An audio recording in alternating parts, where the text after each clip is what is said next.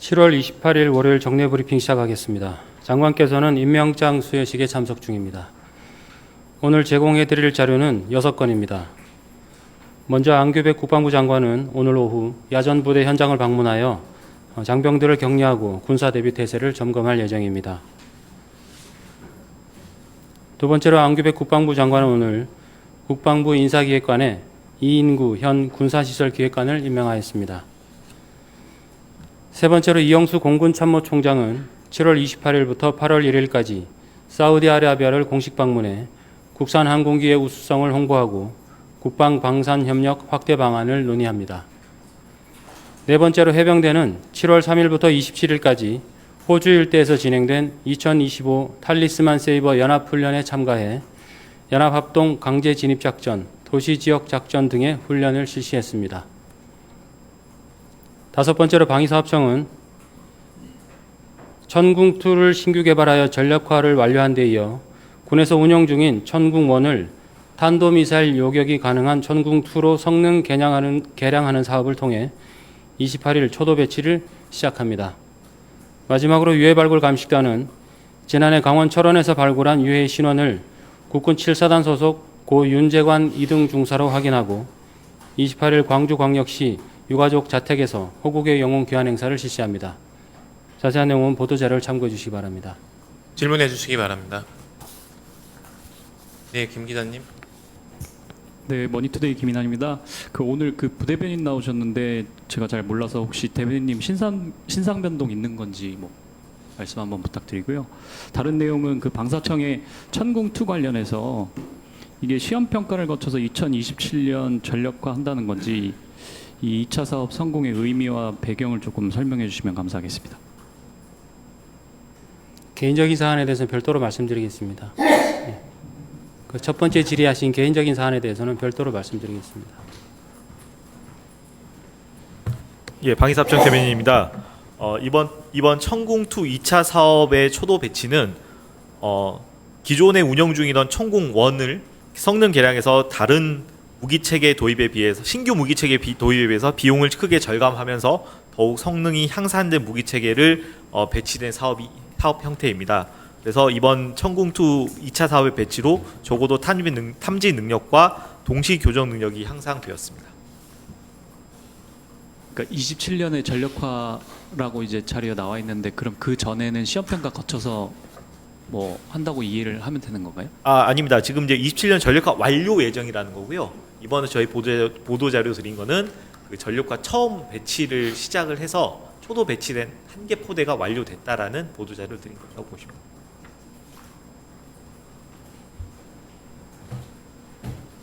다른 질문 있으십니까?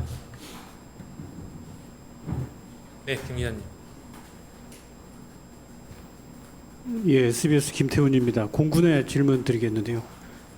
지난 13일 우리 수송기가 일본 자리즈 들어가는 과정에서 일본 전투기 긴급 발진하는 사건 있지 않습니까? 그 13일 날 벌어진 사건을 국방부에 18일 날 닷새 만에 보고한 이유 설명해 주십시오. 공군에서 답변 드리겠습니다. 공군 서울공보팀장입니다. 그 부분은 국방부 감사가 진행 중인 사안으로서 공군에서 별도로 드릴 말씀은 없습니다. 그때 취재 과정에서 공군의 아주 책임 있는 당국자가 한 이야기가 저한테 한 이야기인데 이거는 보고할 사안이 아니다. 그리고 작전이 잘 됐다. 있을 수 있는 일이다. 라고 그런 궤변을 말씀을 하신 적이 있어요. 그런 궤변을 근거로 해서 좀 시시하기 위한 그래서 닷새 만에 보고한 마지못해 지난 목요일 날에 그러니까 17일 날에 공군 당국자 국방부에 있는 사람을 통해서 좀 이야기가 돌아다니고 하니까 그때야 그 다음 날 금요일 오후 늦게 업무 시간 다 끝나갈 때쯤에 국방부에 보고한 거 아니에요? 7월 13일 일요일 비상 착륙 상황 발생 직후에 공군 작전사령부에서 지휘 개통을 통해서 공군 본부와 합동 참모 본부에 보고했습니다. 국방부에는 7월 18일 날 보고 드렸는데 그 보고 시기와 경위, 적절성 등에 대해서는 국방부 감사가 진행 중인 것으로 알고 있습니다. 그 한일 간에는 툭하면 군사적인 마찰이 생기고 작은 일도 크게 불거지는 경향이 많은데, 그렇다면은 그 한일 간의 군사적인 외교를 총괄하는 국방부에 정책실이 있고 그 밑에 동북아 정책과가 있고 그런 데가 있는 국방부에 먼저 보고하는 게 그게 당연한 업무 프로세스 아니에요? 보고 경위나 이런 부분들은 조사 진행 중이니까 좀 지켜보시면 될 것 같습니다. 그리고 저기 국방부에도 좀 드리고 싶은 말인데, 네. 지금 문민 장관의 문민 통제를 제대로 하자 하는 게 안규백 신임 장관 취임 이후에 국방부가 나아갈 방향이고 비전인데, 이런 사건이 벌어지면 단순히 주요 지휘관에 의해서 조용히 혼내는 게 아니라 공개적으로 질타를 분명히 하고, 아니면은 그런 질타가 어떤 내부적인 자리에서 나왔어도 그걸 보도자료를 통해서 이렇게 공개를 하던가 그랬으면 좋겠어요. 그래야 군이 긴장을 하고 이런 사고가 발생하지 않을 것 같은데 어떻습니까? 조사를 통해서 필요한 조치를 하도록 하겠습니다. 주신 말씀을 잘 참고하겠습니다. 다른 질문 있으신가요? 네, 조 기자님. 뉴델리 조문정입니다. 미국과 일본이 최근 북핵 시나리오를 상정한 TTS를 했다는 보도가 나왔는데요. 지난 5월 말에는 한미일 TTX가 있었는데 이번에 왜 한국이 빠지게 됐는지 궁금하고, 향후 한미 TTS 일정이 예정돼 있는지도 궁금합니다. 이번에 미일 간에 있었던 훈련에 대해서는 제가 뭐 공식적으로 말씀드릴 바는 없고요. 거기에 저희가 빠졌다는 말씀을 동의할 수 없고, 한미일 TTX와는 그때 DTT TTX랑 별도의 다른 건으로 제가 알고 있습니다. 그리고 한미 간에는 북한의 핵미사일 위협에 대비해서 다양한 차원의 확장핵제 연습을 아시다시피 TTS 시뮬레이션이나 TTX 도상 연습도 계속 지속적으로 실시해 왔습니다. 다른 질문 있으신가요? 예, 박 기자님. 안녕하십니까. 제1리한국 박준영입니다. 그 집중호우 상황 당시 군 부대 피해 상황이 집계가 됐는지 궁금하고요. 그리고 오늘 공개된 김여정 부부장의 담화 관련해서 국방부 차원의 입장이 있는지 궁금합니다. 특히 그 한미 연합 훈련을 언급한 듯한 대규모 합동 군사 연습을 비판했었는데요. 이 부분에 대한 입장을 좀 정확하게 설명해 주셨으면 좋겠습니다. 호우 피해 관련해서 말씀하신 건가요? 첫 번째 질문이요. 호우 피해 현황은 제가 한번 확인해 보겠습니다. 두 번째 말씀하신 게 김여정 담화에 대한 입장이신가요? 김여정 담화 관련해서는 정부 차원의 입장이 있는 것으로 알고 있습니다. 그걸 참고해 주시면 되겠습니다. 다른 질문 있으십니까? 네, 김 기자님. 그 공군에 좀 짧게 여쭤보겠습니다. 그 일본에 들어간 이 수송기가 영공을 침범한 걸로 이해를 하고 있는데, 지금 여러 기사에서 이게 자디즈에 무단 진입했다는 취지로 기사가 좀 나가고 있거든요. 사실관계 좀 확인 좀 먼저 부탁드리겠습니다. 네, 공군 서울공보팀장입니다.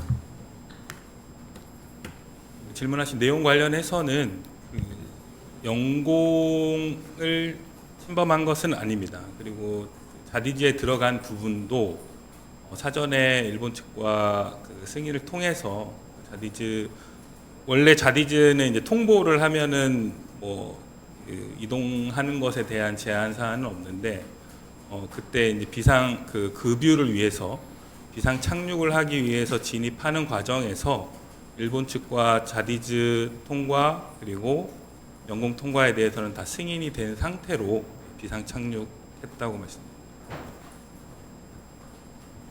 그러니까 그러면 영공 들어간 것도 승인을 받으셨다.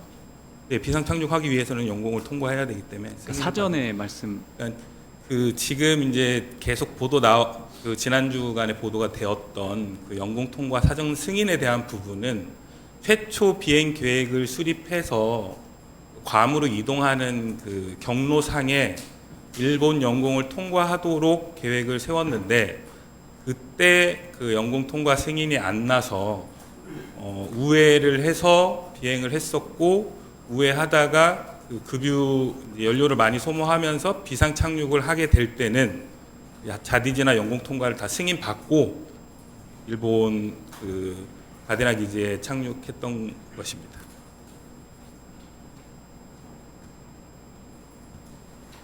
저기 저번에도 그런 논리를, 그러니까 막판에 비상 착륙하게 된 그 과정만 놓고 봤을 때는 당연히 마지막에는 승인을 받았으니까 비상 착륙을 했겠죠. 네. 그것만 놓고 설명하면은 아무렇지도 않은 것처럼 보이는 거예요. 공군에서 그것만 놓고 설명드린 적은 없었고 앞에 비행 계획하면서 영공 통과하지 못한 것에 대한 승인을 못 받았다는 말씀을 드린 아니 바 그러니까 있습니다. 사전에 통보를 제대로 못 해가지고 일본이나 미국 측에 전혀 어떤 정보도 가지 않은 상황에서 들어가려 그러니까 자디즈에 무단 진입이 된 거고, 자디즈 진입한 거는 영공으로 들어가려고 했던 시도였고, 그렇기 때문에 일본에서 전투기가 발진한 거잖아요. 일본 전투기 발진에 대한 부분은 뭐 그 사유에 대해서 저희가 알지는 못하고, 제가 말씀드리는 부분은 그것이 문제 있다 없다라고 공군에서 말씀드린 적이 없고, 어쨌든 영공 통과 승인을 못 받은 상태에서 우회하는 과정에서 연료 소모가 많았고 그로 인해서 비상 착륙을 해야 되는 상황에서 일본 측의 승인을 받고 비상 착륙을 했다는 부분을 설명드린 것입니다. 그러니까 지금 공군은 이게 잘 됐다 못 됐다 아직 판단을 못 하고 계신 거예요? 그 부분에 대해서는 뭐 제가 따로 말씀드리진 않겠습니다. 그 관방장관이 지난주 뭐 금요일에도 뭐 유감 표명을 했던데 뭐 카운터파트가 아니시겠지만 공군 입장에서 그 부분 좀 어떻게 보시는지, 일본 관방장관 관련해서. 예. 그 지난주에도 그런 질문이 있으셨는데 기본적으로 뭐 일본과의 관계에 대해서 공군에서 입장을 말씀드리는 것은 적절하지 않은 것 같습니다.